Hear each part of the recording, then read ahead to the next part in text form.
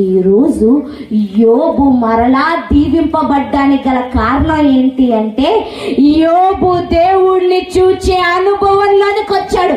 అప్పుడు వరకు విన్నాను కానీ ఇప్పుడు కనులారా అమసంగమైన నీళ్లు కూడా దేవుడు ఆ కనులారా చూచే అనుభవంలోనికి రావాలని ఆశపడుతున్నారు.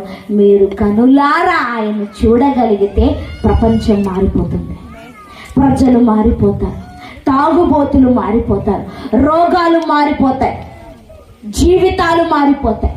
అర్థమవుతుంది? శాసనాలు మారిపోతారు, అధికారులు మారిపోతాయి, ప్రపంచం మారిపోతుంది.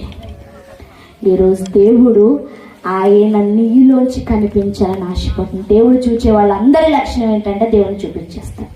ఈరోజు నువ్వు ఆ స్థితి కోరుకుంటున్నావా? ఏం చేయాల్సిన అవసరం కూడా లేదు, నీ మనసులో కోరుకుంటే చాలు. ఎవరిని?